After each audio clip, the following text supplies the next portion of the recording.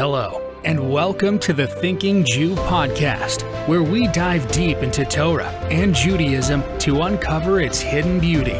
Come join us as we take a closer look and breathe new life into traditional Jewish ideas. And now, here's your host, Rabbi Moshe Siegel. Hello and welcome to episode 80. My family recently relocated to Silver Spring, and because of all the craziness of moving cross country, I've been posting for the past few weeks fascinating medical ethics classes that I've previously given. However, since this weekend begins the 3-week mourning period, I wanted to repost the laws and deeper concepts behind this period on the Jewish calendar. In English, we simply refer to this time period as the 3 weeks. However, in Hebrew, it's actually called Bein HaMitzarim, which means between the straits or between the difficult times. And that's because the two end dates of this 3-week period are the two most tragic dates on the Jewish calendar. The opening day, which this year was this past Sunday, June 27th, is the 17th of Tammuz, and 3 weeks later to the day is the 9th of the Hebrew month of Av. Since this time period is historically a difficult one for the Jews, the rabbis instituted many of the laws that we generally find by someone who's mourning the loss of a close relative, and the rabbis applied this on a national level during this time. The time itself is broken up into 3 different sections, each one containing a more intense level of mourning than the previous one. So I want to start the discussion today with the background, the history, and the meaning of this time period, and then at the end we'll go through the practical laws, the halachah of this time period as well. So as I mentioned, the first day of this time period is the 17th of Tammuz. The Gemara teaches us that there were 5 tragedies that occurred on the 17th of Tammuz. The first one was Moses descended from Mount Sinai and found the Jews worshiping the golden calf. And as a result of that, Moses smashed the tablets, which produced a significant lowering in the level of the Torah that the Jews were able to receive. Tragedy number 2 was just before the destruction of the first temple.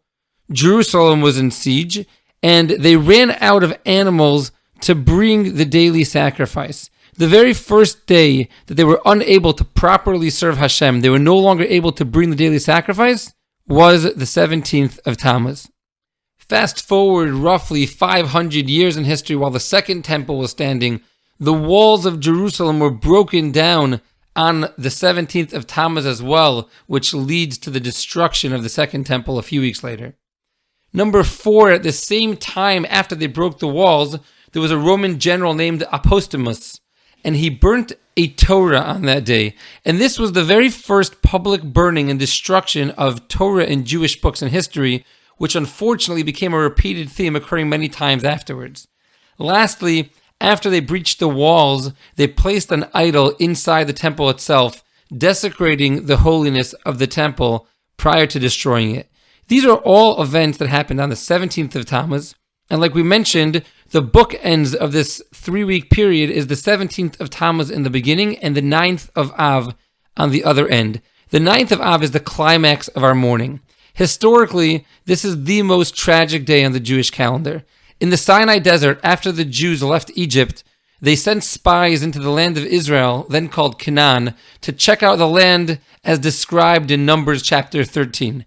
Tragically, the spies brought back a negative report and convinced the Jewish nation as a whole that it's a bad idea to go into Israel.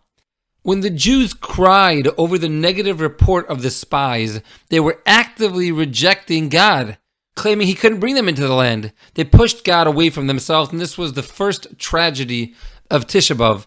The Medrash teaches us that because the Jews cried and pushed God away on that night, in the future, God would give them a reason to cry and would reject them and distance them on that same night. And it was on this date in history, the 9th of Av, that both the first and second temple were destroyed.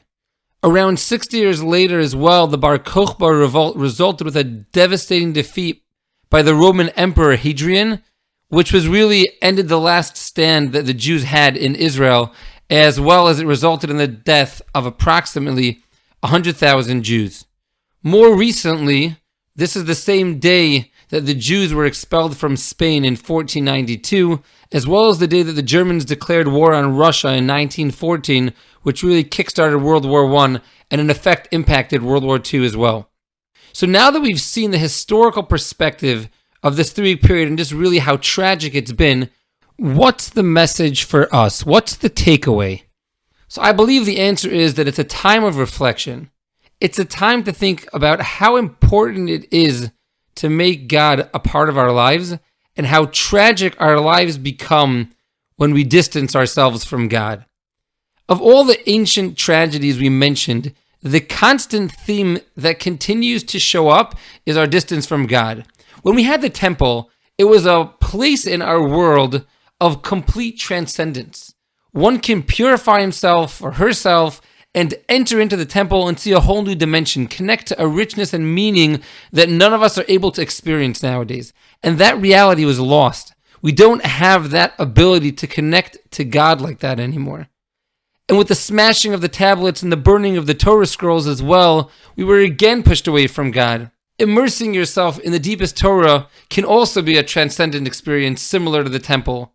But with the smashing of the tablets, our connection to Torah was weakened, and through all of these exiles and persecutions and destruction of holy books, it's become more and more difficult for us to connect to that transcendent experience through Torah.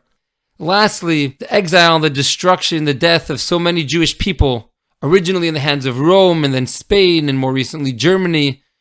Our final ability to connect to Hashem in the deepest way is through unity and love and caring for our fellow Jews. The Talmud teaches us that one of the reasons the temple was destroyed was because of baseless hatred between Jews. When we behave in a negative way towards someone else, Hashem says, this isn't a group of people that I want to be a part of. And Hashem leaves as well.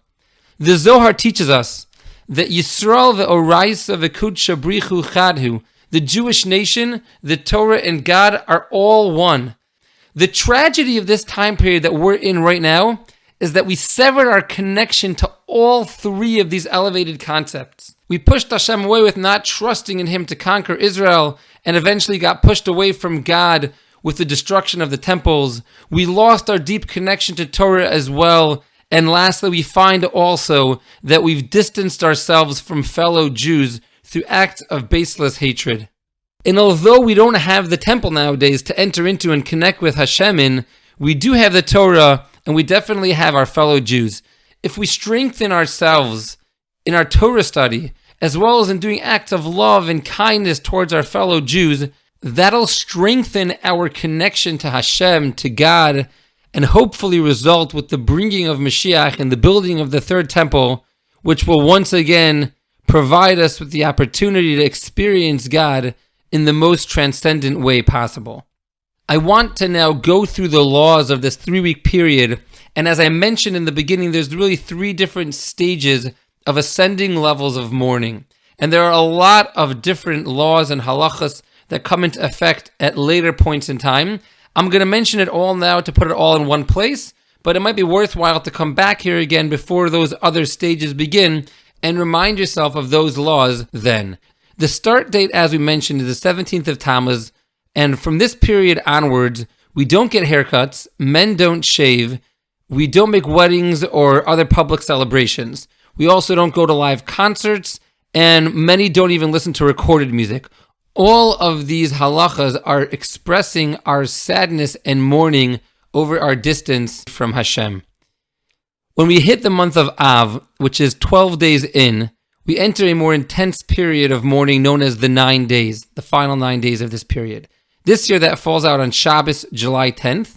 And as an aside, we generally do not implement any of the laws of mourning on Shabbos itself, as Shabbos is a time of complete joy. Once the 9-day period starts, we no longer eat meat and we don't drink wine unless it's part of a mitzvah, such as a bris or on Shabbos. We don't wear freshly laundered clothing.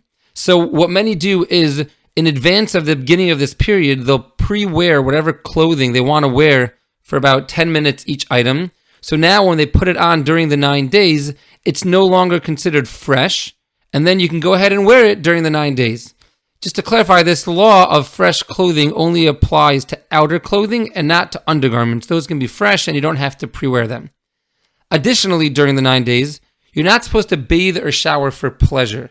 So you're allowed to shower for hygiene and to clean yourself if you're dirty or sweaty. But even in that situation, you should try to minimize the pleasures. You should make it a little bit colder and try to go in and out as quick as possible. Ideally, if possible, you should really avoid washing your entire body at one time as well. On Friday, in honor of Shabbos, you can take a completely regular shower. The rabbis also say, since the 9 days is a time of heightened negative spiritual energy, ideally one should avoid closing on a property or starting renovations or pulling off a big business deal during this time as well. A lot of these laws are generalizations, and if you have specific questions, you should reach out to your rabbi, or you could always feel free to reach out to me, as many of these laws are dependent on the details. The last stage of mourning is the last day, the 9th of Av itself, known as Tisha B'Av. Because of the immense mourning on this day, there's many, many more laws of mourning. First and probably most famously, it's a fast day. And similar to Yom Kippur, it's a 25-hour fast day starting from sunset the night before and continuing until the following night. Additionally, we do not wear leather shoes. We don't bathe, shower, or wash ourselves. If you become dirty, you can rinse off that one specific area. Even in the morning when we wake up and wash our hands in Tilas Yadayim like we generally do every morning, this morning of Tisha B'Av, you should be careful to only wash up to the knuckles and not the entire hand. Additionally, marital intimacy is prohibited on Tisha B'Av, as well as most Torah study. Since Torah learning brings joy to one's life, one's only permitted to learn the sections of Torah that are a little more somber, such as the Book of Lamentations, the Book of Job, Laws of Mourning, and select passages in the Talmud. Also, as you may have seen at a Shiva house, mourners sit on a low-down chair. So on Tisha B'Av also, we sit on the floor or on low-down chairs, ideally not more than a foot off of the ground. But this is done at night and in the morning until midday. But from midday onwards, we begin to transition to a time of comfort. And therefore, from midday on, you're allowed to sit on normal couches and chairs, etc. Because of the general somber feelings of Tisha B'Av, the rabbis also prohibited from greeting people. Ideally, we should just kind of walk and exude a more sad, reflective appearance to yourself. If someone comes over to you, you can nod or you could respond softly, but if possible, you should really inform them that it's customary to avoid greeting people and schmoozing on this day.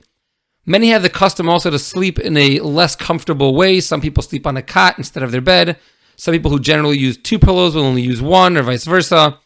Lastly, we don't make the blessings on the talis or tzitzis on Tisha B'Av morning, and we don't wear tefillin during the morning service. Rather, we wait until we transition again to the time of comfort as we go on in the day, and we only make blessings on them and put on the tefillin during mincha, the afternoon services. I know I just went through a lot of laws, and if anybody has any additional questions, never hesitate to reach out. You can always reach me at thethinkingJewPodcast@gmail.com.